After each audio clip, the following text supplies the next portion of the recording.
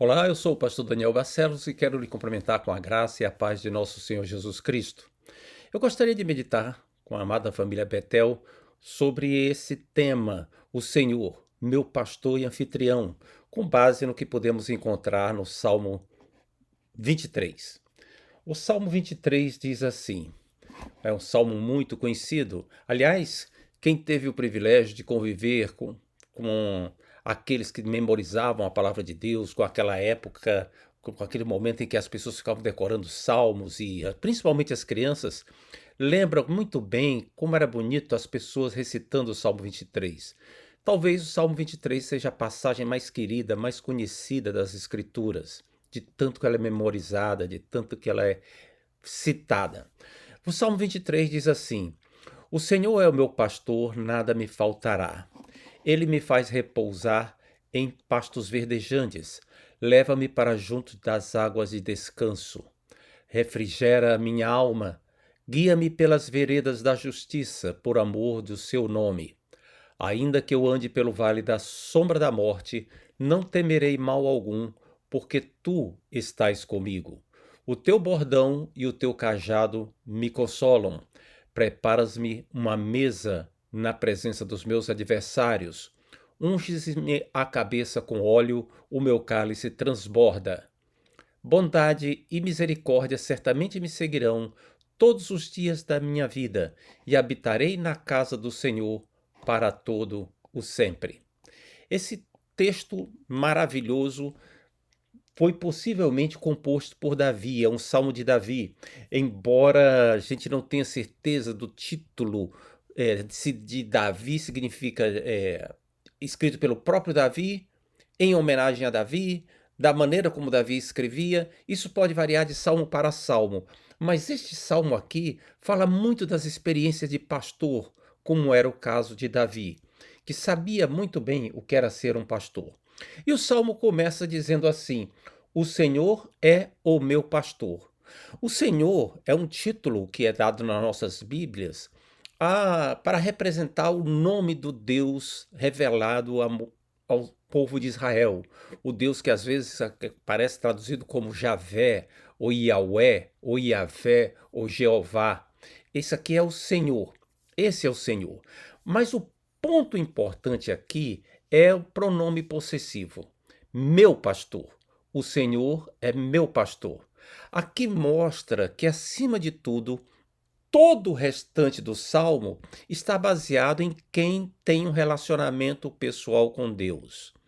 Não é um Deus distante, não é um Deus dos meus pais, não é o Deus das figuras mitológicas, é o meu Deus, o Deus com quem eu tenho experiência. Esse Deus é o Senhor Jesus Cristo, aquele com quem nós temos experiência, aquele em quem nós estamos, aquele em que nós somos membros da aliança e membros uns dos outros, o meu Deus. O apóstolo Paulo estava num navio como prisioneiro, a caminho de Roma, onde deveria ser julgado, e no caminho houve uma tempestade.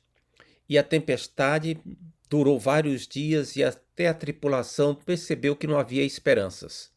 Mas Deus tinha planos para que todos chegassem a salvo. E se manifestou a Paulo. E Paulo, um dia de manhã, ele disse assim: Olha, o Deus de quem eu sou e a quem eu sirvo me apareceu, me enviou seu anjo esta noite e falou comigo. O Deus de quem eu sou e a quem eu sirvo. Aqui está a chave para todo o restante do Salmo 23. Não é uma coisa fictícia, é uma coisa pessoal, uma coisa de relacionamento. Conta-se que uma vez, em um concurso de recitação, uma pessoa se propôs a citar o Salmo 23. E percebendo que aquela pessoa havia se proposto a citar o Salmo 23, um ator ficou curioso e disse: Eu também vou citar o Salmo 23. Eu vou mostrar como é que se recita um salmo bonito. E esse ator foi lá e, na hora do concurso, ele recitou o Salmo 23, decorado, bonito, de uma forma expressiva, linda. E quando acabou, as pessoas bateram palmas, entusiasmadas. ovacionaram com ânimo. E depois dele, passou algum tempo, veio então aquela outra pessoa, que era um homem simples, e citou o Salmo 23. Recitou de cabeça. Quando ele acabou de recitar, as pessoas estavam em silêncio, algumas chorando, e aos poucos foram batendo palma. E o ator depois disse: eu percebi a diferença. Eu conhecia o Salmo do Bom Pastor, mas este homem conhece o Bom Pastor do Salmo. Aí está a diferença. É quem é que conhece o Bom Pastor, quem é que tem relação com ele, relacionamento com ele. Aqui se trata de um relacionamento pessoal. E ele diz: o Senhor é meu pastor, nada me faltará. Ou seja, como diz algumas traduções, de nada sentirei falta, de nada terei falta.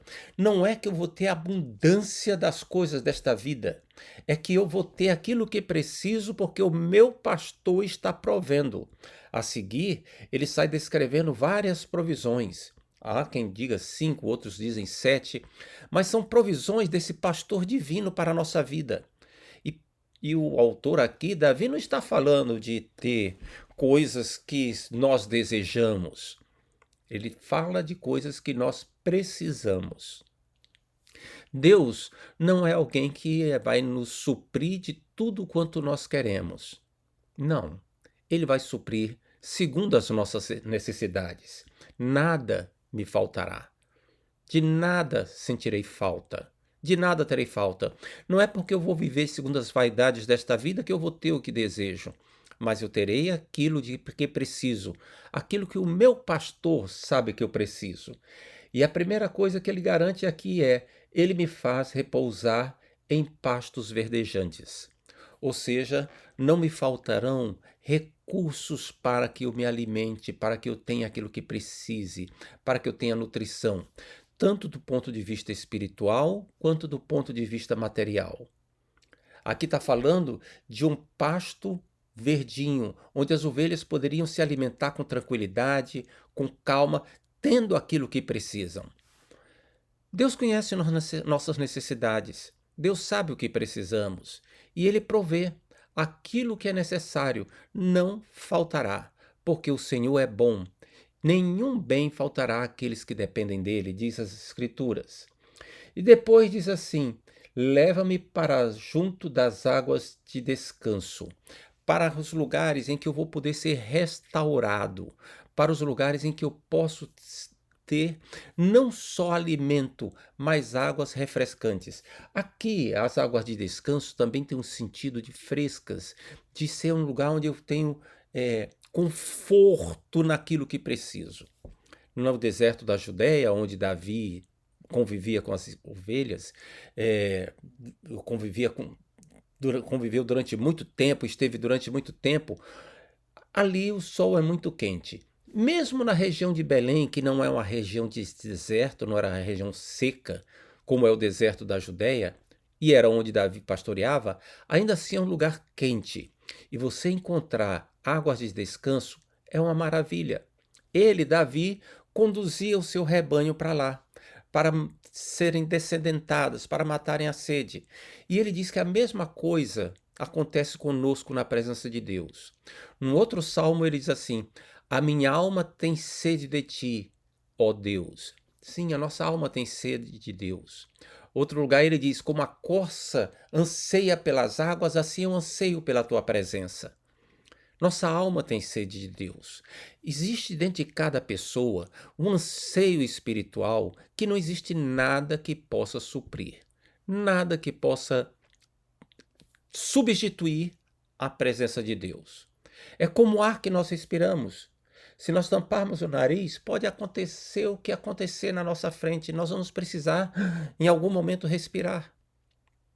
A própria baleia é um exemplo disso. Ela mergulha, mas ela é um mamífero, ela respira como nós respiramos. Ela não é um peixe que respira dentro da água, ela precisa de ar. Ela pode mergulhar muito fundo, mas ela tem que voltar para respirar, voltar à superfície para respirar. Nós também precisamos voltar a Deus para termos esse refrigério na nossa alma. É disso que o Salmo fala. E ele diz assim: refrigera minha alma, restaura-me, renova minhas forças. Quantas vezes você já tem estado abatido? Por causa das lutas da vida, por causa das situações que lhe cercam, seja problemas familiares, sejam problemas de trabalho, relacionados com questões do dia a dia, seja dúvidas sobre os filhos, sobre questões financeiras, nós ficamos abatidos, sobrecarregados. Mas o bom pastor diz: deixa eu lhe levar comigo, deixa eu lhe conduzir, deixa eu lhe trazer a lugar de descanso. Fica na minha presença, sente a restauração que eu tenho para você. Refrigera a minha alma. Depois diz assim: guia-me pelas veredas da justiça por amor do seu nome. Aqui está falando de como o Senhor nos guia, de como o Senhor nos dirige. No Salmo 25, ele fala outras vezes sobre como o Senhor nos guia. E ele diz assim: faz-me, Senhor, conhecer os teus caminhos, ensina-me as tuas veredas, guia-me na tua verdade, ensina-me.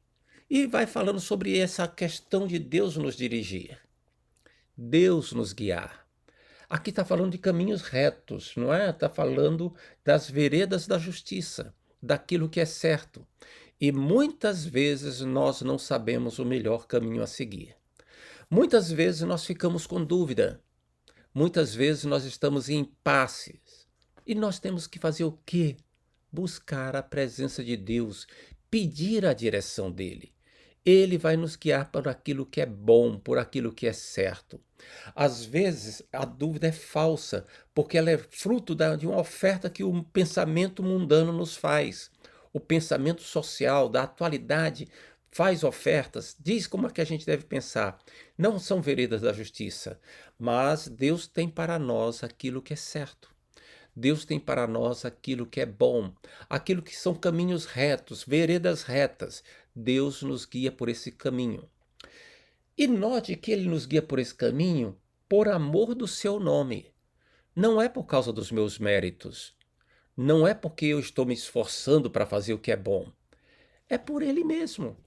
É por amor ao que ele é. O nome de Deus representa aquilo que ele é. Aqui diz que é pelo amor daquilo que ele é. Deus é amoroso, poderoso, justo, bom, misericordioso. E por isso ele nos guia, porque ele é bom.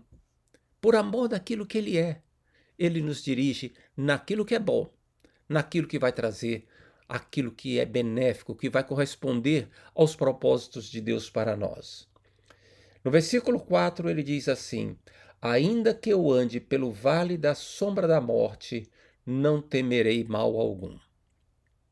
Aqui está falando de uma situação muito delicada. Muito delicada. Pessoas que estão em situação de grande risco, de situação de grande perigo. Pessoas que estão diante de situações que vão trazer desespero às outras pessoas. Nós não precisamos ficar desesperados. Por quê? Porque o Senhor está conosco. Há momentos em que o medo bate. Há momentos em que nós ficamos aflitos. Mas nós não precisamos ter esse tipo de aflição, ter o mesmo tipo de aflição das outras pessoas, porque o Senhor está conosco. Ele é que nos guarda. Nenhum mal me sucederá que esteja além daquilo que é o propósito dele. Nem mesmo um fio do cabelo da nossa cabeça cai sem que ele tenha um propósito nisso. Deus está no completo controle de todas as coisas. Ele lhe dirige, ele lhe guarda, ele não ele protege tanto que eu não preciso ter medo de coisa alguma. E o vale da sombra da morte é interessante. Existe um pensador que escreveu que aqui está falando do vale da sombra da morte, ou seja, só do terror da morte, porque a própria morte já foi vencida. A própria morte já foi vencida. Eu não tenho mais nada a ver com ela. Ela está vencida. Um dia eu passarei por ela, mas ela não vai me deter, porque eu já estou com Cristo e Cristo já venceu a morte. O que resta para este mundo é apenas o medo, a sombra do vale da morte. Aqui está falando então de perigos grandiosos, de perigos que nos acometem e nós não precisamos temer, porque o Senhor está conosco. E ele diz assim: O teu bordão e o teu cajado me consolam. São duas coisas diferentes. Algumas traduções dizem vara e cajado. São duas coisas diferentes. Essa tradução fala bordão, é uma tradução muito apropriada. O que é que era um bordão? O bordão era uma espécie de cacetete, um cacete grande, esculpido.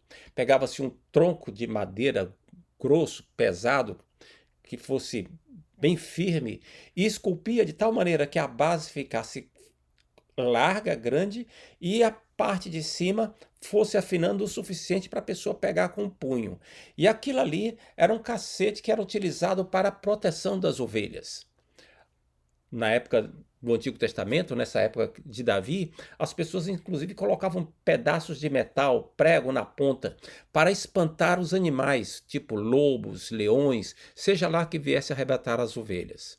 Aquilo ali era uma arma utilizada para espantar as ovelhas. O cajado era para apoio do pastor e até para guiar as ovelhas, mas o bordão era para proteger dos inimigos que ameaçavam as ovelhas. Alguns dias atrás, minha sogra e uma tia da minha esposa estiveram hospedadas aqui em casa. Elas são portuguesas e nasceram e cresceram em Portugal até a sua juventude. E ali elas cuidavam de ovelhas no campo, e na região delas havia lobos.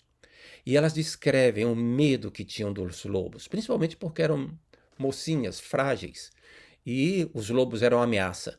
Minha sogra conta um dia que ela teve que disputar com o lobo querendo levar a ovelha, ela puxando do outro lado e gritando, e até que as pessoas chegaram e o lobo saiu. Os lobos ameaçam as ovelhas. O que Davi está dizendo aqui é que Deus tem instrumentos para proteger as ovelhas dele, que somos nós. Nenhum mal te sucederá, nem praga alguma te alcançará. O Senhor é quem te guarda. Nós temos inimigos espirituais, mas estão vencidos pelo nome de Jesus. Nós não somos vítimas dessas coisas. O Senhor nos protege. O Senhor nos guarda, Ele nos guia com seu cajado e nos protege com seu bordão. E o diabo está vencido. O diabo já está vencido.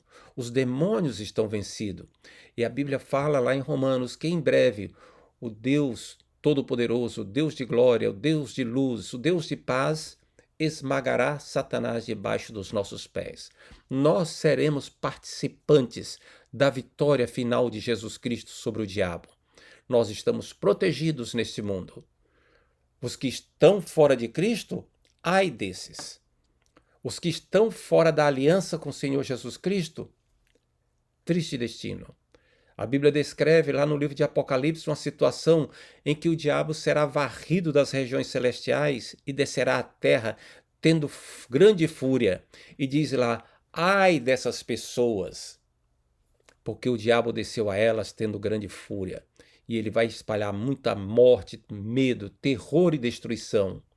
Mas nós estamos com o sumo pastor.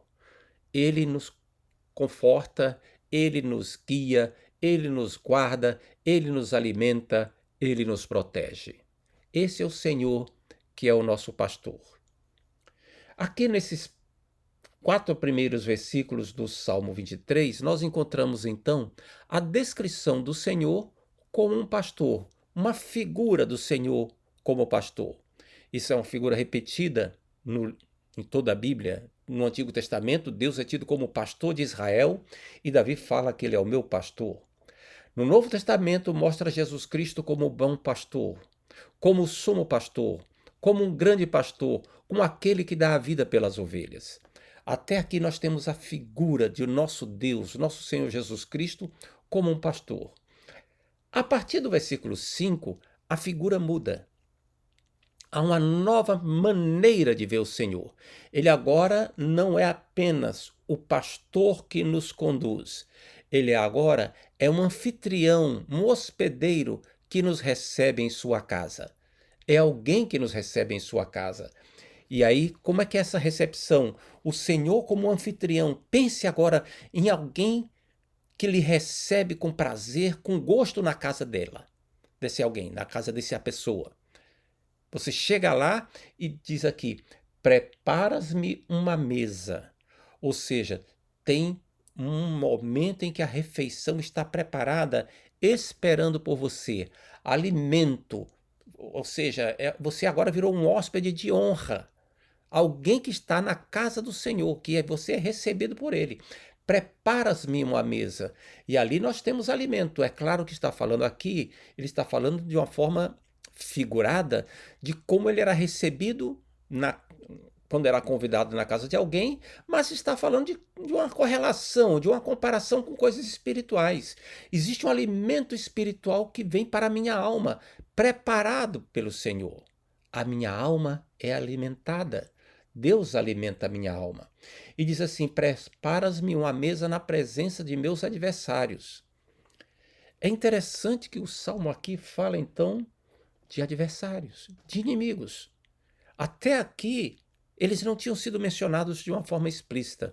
O Salmo 23, diferente de muitos salmos, não fala de tristezas, não fala de inimigos, não fala de tribulações, não fala de adversidades, fala apenas da alegria de estar com Deus, da alegria de ter o Senhor como pastor e anfitrião. E de passagem, tem essa referência aos adversários. Qual é a figura que nós percebemos aqui? A figura aqui é de alguém que é muito importante, alguém que é muito poderoso, alguém que é muito rico, como um rei, o próprio rei Davi no futuro, que recebe alguém a quem quer prestigiar na frente de todo mundo, a quem quer honrar. E vai e chama essa pessoa, convida essa pessoa e coloca no lugar de honra na mesa, e ali, nesse lugar de honra, os outros ficam observando. Uau, tá prestigiado, hein? Uau, tá bem protegido. Uau! E fica se babando de inveja. É mais ou menos o que acontece espiritualmente com você. Você está em Cristo, sua vida escondida com Cristo em Deus.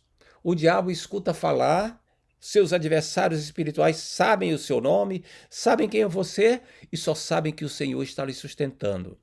E para ele só resta dizer: uau, é um querido de Deus. Uau, é uma amada de Deus. É alguém em quem o poder de Deus repousa. E você está ali, na presença desses adversários. E diz mais: unges-me a cabeça com óleo. Aqui não está falando do óleo que era usado para ungir reis, sacerdotes e depois profetas. Esse era o título que designa esse óleo em hebraico, é diferente do título que está aqui, do nome que está aqui.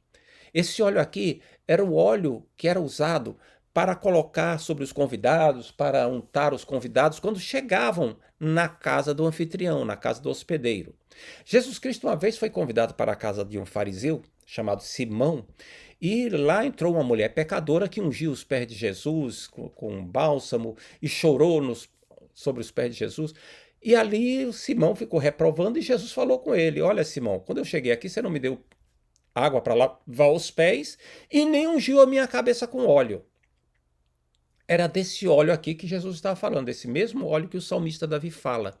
Porque era um hábito, quando você chegava para uma recepção, era uma cortesia por parte do anfitrião lhe dar um pouco de óleo perfumado, algum tipo de perfume para você espalhar pelo corpo. Porque, afinal de contas, você estava vindo de uma caminhada, e a transpiração fazia com que você exalasse determinados odores que poderiam ser desagradáveis. E ali lavava-se os pés do convidado e dava um óleo para ele se perfumar, para ele ungir. Até porque se tivesse saído perfumado de casa, já teria acabado o perfume no caminho há muito tempo. Não havia carro, muito menos ar-condicionado. Então, as pessoas chegavam suadas na casa dos seus anfitriões e ali eram recebidos com um óleo. Aqui, Davi está dizendo: Senhor, tu me tratas com tanta honra que tu me deixas cheirosinho na tua presença. Eu não fico transpirando, eu não fico com um mau odor, eu fico cheirando bem na tua presença. É interessante, você está bem cheirosinho na presença de Deus. E o apóstolo Paulo fala que nós exalamos o bom perfume de Cristo. E é importante você notar que esse perfume não foi providenciado por você, foi o anfitrião que deu. O bom perfume de Cristo que exala da sua alma, que exala do seu coração, das suas palavras, foi o próprio Deus que lhe deu para que você ficasse com um aroma agradável. Depois diz: o meu cálice transborda. Cálice era o copo onde colocava vinho. E vai colocando. E não dá só um pouquinho. O vinho era símbolo de alegria. Está escrito na Bíblia que o vinho servia para a alegria. E não é? Mostrava alegria. E as pessoas podiam dar um pouquinho, meio copo, mas aqui está falando de dar mais e dar mais e dar mais, a ponto de ficar transbordante. A alegria transbordante de Deus na sua vida. No versículo 6 fala de duas coisas lindas, maravilhosas. Bondade e misericórdia certamente me seguirão. Bondade é a manifestação do caráter bondoso de Deus na nossa vida. Mas o termo misericórdia, ela esconde um significado mais profundo do que apenas ter compaixão de quem está sofrendo. Aqui a tradução de um termo hebraico que significa o amor fiel de Deus para com aqueles com quem ele tem aliança. O amor Hesed. Ele é muitas vezes traduzido por graça, outras vezes traduzido por amor. Mas é um amor fiel que vai grudando em você. A bondade e a misericórdia vão grudando. Você vai andando e a bondade e a misericórdia vão com você para onde você for. Todos os dias. A bondade e a misericórdia do Senhor estão com você. E isso vai até quando? Sempre, na sua vida toda. O Senhor está com você, bondade e misericórdia lhe seguindo. O amor fiel de Deus junto com as compaixões de Deus. Isso nos faz querer estar cada vez mais na presença de Deus. Cada vez mais com Ele. Por isso é que diz assim: habitarei na casa do Senhor para todo sempre. Aqui o salmista está fazendo menção à casa do Senhor. Mas na época de Davi não existia o templo. Existia o tabernáculo. Mas Davi não podia entrar no tabernáculo, ele não era sacerdote. Mas ele sabia que Deus tem uma casa onde recebe aqueles que são dele. E ele ansiava um dia estar nessa casa de Deus, estar na presença de Deus, para todo sempre. Aqui ele diz: enquanto eu estiver neste mundo, a bondade e a misericórdia de Deus vão me seguindo. Mas quando passar desta vida, eu estarei na casa do Senhor, na presença do Senhor, para todo sempre. Que Deus lhe abençoe. Que essas expectativas, que esse linguajar possa se tornar real na maneira como você vive e sente. Não apenas como você sabe, o Salmo do Bom Pastor, mas que isso mexa com suas emoções e aumente a sua gratidão a Deus e o seu desejo de ser fiel a Ele. Que o Senhor lhe abençoe abundantemente. Amém.